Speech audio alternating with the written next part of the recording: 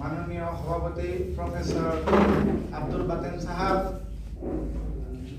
আমাৰ অসমীয়া পৰিষদৰ জন্মদাতা তথা প্ৰাক্তন সভাপতি MG হাজৰিকা ডাঙৰীয়া আৰু বিশিষ্ট লেখক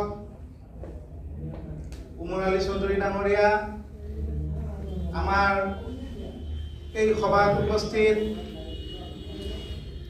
আমাৰ মজুমদাৰ ছাৰ ডাঙৰীয়া, ইয়াত উপস্থিত বিভিন্ন জিলাৰ সভাপতি সম্পাদক নেতৃবৃন্দসকল, আজি যেহেতু খুব চমুকৈ ক'ব দিছে, বেছি সময় নলওঁ, মাত্ৰ দুটা বিষয়ত মই ক'ব বিচাৰিছোঁ। এটা হৈছে যে আমি যিকোনো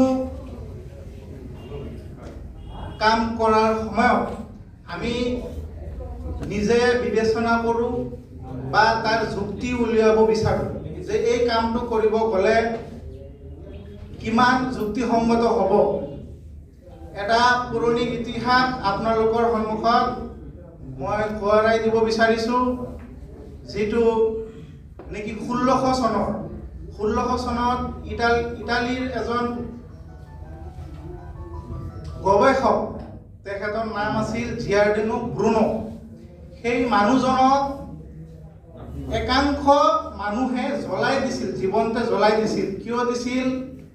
তেখেত এজন দাৰ্শনিক আছিল আৰু এই দাৰ্শনিক হোৱাৰ বাবেই তেখেতে এটা যুক্তি তেতিয়া মানুহৰ মাজত এটা যুক্তি তেওঁ কৈছিল। কি কৈছিল? যে পৃথিৱীখন বিশ্ব ব্ৰহ্মাণ্ডৰ মাজত অৱস্থিত নহয়, মানে পৃথিৱীখন বিশ্ব ব্ৰহ্মাণ্ডৰ মাজত অৱস্থিত নহয়। তেওঁৰ দাৰ্শনিক মতে, গৱেষণাৰ মতে তেওঁ এইটো এটা যুক্তি দিছিল। কিন্তু তেতিয়া খ্ৰীষ্টিয়ান এটা তেতিয়া প্ৰচাৰ চলিছিল। তেওঁলোকে উগ্ৰ হৈ পেলাই তেখেতক মানে জীৱনতে জ্বলাই দিছিল আৰু তেওঁলোকে সেই যুক্তিটো মানে তেতিয়া বিশ্বাস কৰা নাছিলে আৰু উগ্ৰ সেই মানুহখিনিয়ে তেখেতক মানে জীৱনতে জ্বলাই দিছিল। তাৰপিছত এইটো আমি ক'ব পাৰোঁ যে এতিয়া সেই বস্তুটো কিন্তু প্ৰমাণ হৈছে। বৈজ্ঞানিকসকলে এই বস্তুটো প্ৰমাণ কৰিছে যে পৃথিৱীখন বিশ্ব ব্ৰহ্মাণ্ডৰ কেন্দ্ৰত বা মাজত উপস্থিত নহয়। সেই তেতিয়া কোৱা মানুহজনে মানে কথাটো এতিয়া যুক্তিসংগত বা বৈজ্ঞানিকৰ গৱেষণাত এই বস্তুটো প্ৰমাণিত হৈছে। হোৱাৰ পাছত তেখেতৰ যিটো মৃত্যুৰ দিন আছিল, মানে জীৱনতে জ্বলাই দিছিল, সেই দিনটো 17 ফেব্ৰুৱাৰী আছিল। আৰু সেই 17 ফেব্ৰুৱাৰীৰ দিনা অসমত আমি গম পোৱা মতে কিছু ঠাইত তেখেতৰ মৃত্যু দিৱসটো যুক্তি দিৱস হিচাপে পালন কৰিছে। আমাৰ অসমতো মই নিউজ পেপাৰত পাইছোঁ। গতিকে সেই যুক্তি যে এটা দিয়ে মানুহে, তেনেকুৱা আমাৰ MG হাজৰিকা ছাৰে 1983 যিটো IMDT আইন আহিছিলে কংগ্ৰেছৰ শাসনৰ সময়ত, সেই আইনটো তেখেতে যুক্তি দিছিলে যে IMDT আইনটো এটা আমাৰ জাতি বা এই জনগোষ্ঠীৰ মানুহৰ এটা মানে কলা আইন, এই IMDT আইনটো। তো এই কলা আইনটো তেখেতে তেতিয়া MG হাজৰিকা ডাঙৰীয়াই মানুহৰ মাজত প্ৰচাৰ কৰিব ধৰিলে। প্ৰচাৰ কৰিব ধৰাৰ পাছত কিছুমান মানুহে উগ্ৰ হৈ তেখেতক 2000 চনত জ্বলাব বিচাৰিছিলে জীৱনতে। কিন্তু তেখেতে, সৌভাগ্যৰ কথা আমাৰ যে তেখেত আজি আমাৰ ওচৰত আছে, কিন্তু তেখেতৰ গাড়ী জ্বলাই দিছিলে মইৰাবাৰীত 2000 চনত। তেখেতৰ যুক্তিটো তেতিয়া কোনেও গ্ৰহণ কৰিব বিচৰা নাছিল।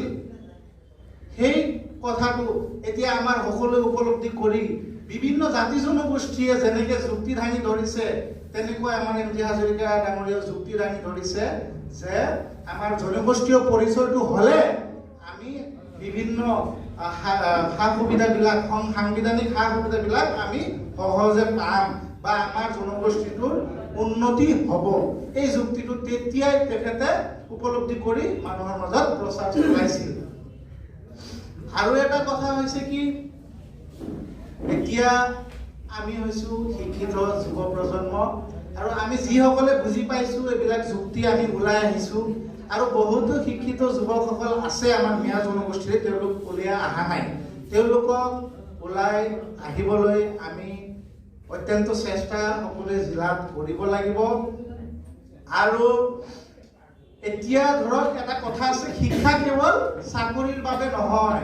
শিক্ষা বস্তুটো এনেকুৱা যে আমি শিক্ষা গ্ৰহণ কৰিলো মানে কি, আমাৰ যিটো ভুল আছে, এটা কথা আছে যে শিক্ষা হৈছে এইটো যিটোৱে ভুলক ভুল বুলি ক'ব পাৰে আৰু শুদ্ধক শুদ্ধ বুলি ক'ব পাৰে, তেওঁই মানে সেইটোকে ক'ব পাৰি যে আমি শিক্ষা গ্ৰহণ কৰিছো। সেই সাহসিকতাটো থাকিব লাগিব।